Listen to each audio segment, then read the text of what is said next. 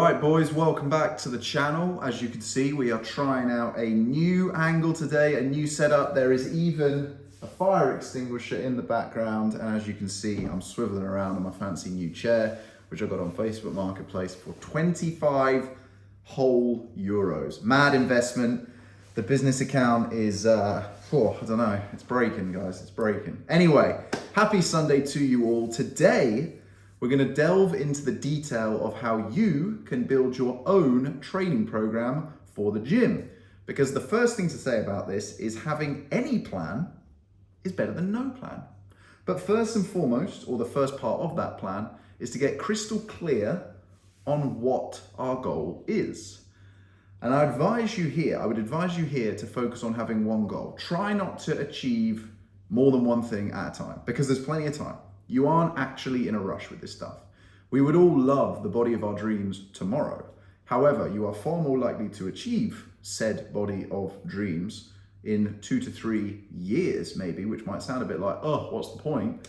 But if you break it down and maybe spend 3 to 6 months on one goal and then switch it up 3 to 6 months on another goal, you'll be amazed how much more progress you make by being specific with your goal and actually having some focus. So the first thing that you want to do is to get crystal clear on what your goal is. For example, are you looking to lose body fat or to build muscle? If you are looking to build muscle, is there a particular area of your body that you are trying to build up? I suppose another goal is you're just trying to get strong. You just want to get better at specific lifts. You want to be able to squat more or bench press more or deadlift more or whatever it might be. And that's a very valid goal as well. And I suppose the fourth goal is you just want to feel better. You just want to feel a bit more energized. You just want to feel like you're in a better mood. You want to have better mental health. And those are all fantastic goals to have. But as soon as you start trying to build muscle and lose fat at the same time and improve your deadlift and optimize your health, is where you start going down a bit of a rabbit hole and ultimately not fail, but you'll actually make slower progress and probably end up just getting more frustrated with yourself. So I'd advise you to pick one thing, commit to it, get focused, dial in, and go from there. So that is absolutely phase one, okay? That's step one. Step two is to then actually think about how many days have you got that you can commit to training and like actually commit to it. So don't think, well, I can do 5 days a week. Like if you're going from 0 days a week in the gym right now, the chances are you're not going to be able to sustain 5 days a week. You might go 5 days next week, but what about the week after and the week after and the week after? Because fitness isn't something we're trying to complete. We're trying to build a new lifestyle here. So think about what you can sustain. I would suggest, if you are currently doing nothing, to start with a maximum of 3 days a week. If you are doing 3 days a week and you've been hitting that consistently for 3 to 4 weeks, then I would commit to 1 more day. So I'd go to 4 days and so on and so forth, okay? Then you want to think about how long, because you can get results if you're training anything from 30 minutes, okay? So that's like sort of the lower limit, I would say. I would also say that there's an upper limit. I don't think that many people, probably 99% of people, don't need to spend any more than 1 hour, 60 minutes per gym session. Again, as long as you're dialed in and you're focused. So think about how long you're going to commit. And of course, you can vary that session to session. Every session doesn't have to be the same amount of time. You could have some sessions that are purposely 30 minutes and some sessions that are purposely a little bit longer, okay? And then you want to think about which days, like when are you actually going to do this? Are you going to, because everybody says like, oh, I want to be like super flexible and stuff. You're far likely to get better results if you put some structure into your week and effectively just make these like regular catch-ups with yourself in your diary.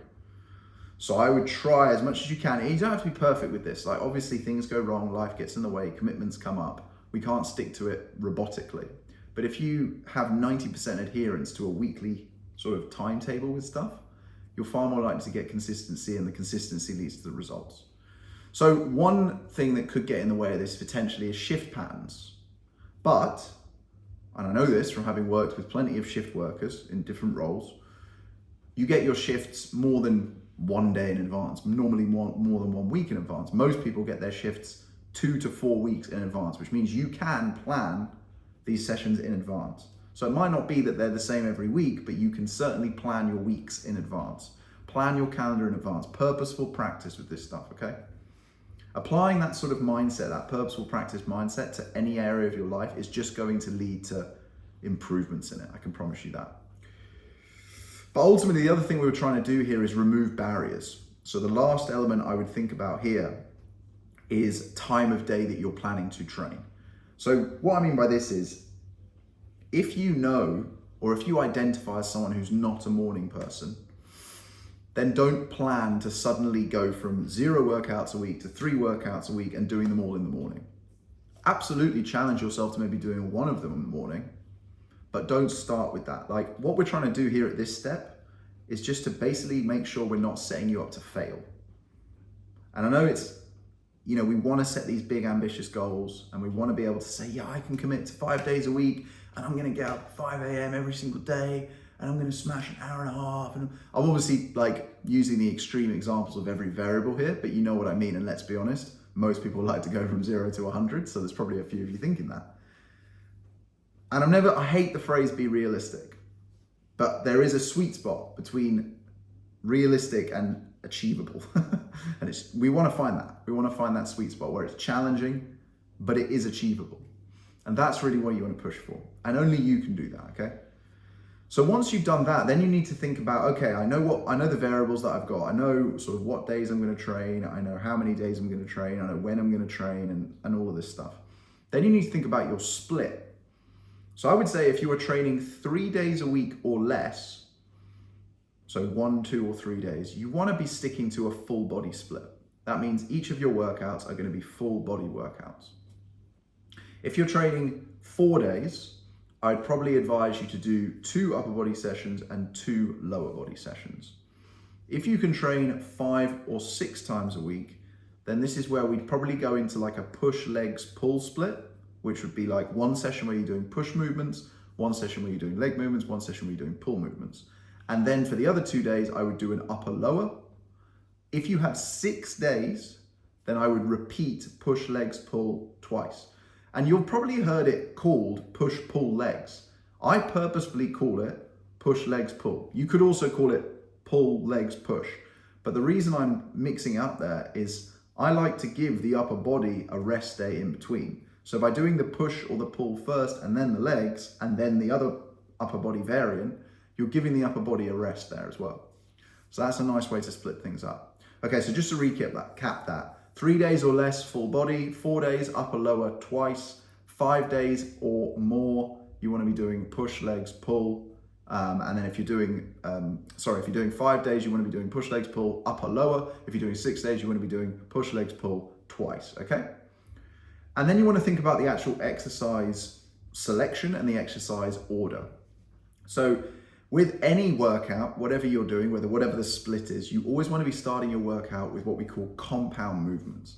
So these are multi-joint, multi-muscle movements. So think of things like your squat, your deadlift, your bench press, your overhead press, your bent over rows, anything like that. Basically anything that doesn't isolate a particular muscle. So an isolated exercise would be like a bicep curl or a tricep push down or something like that, okay?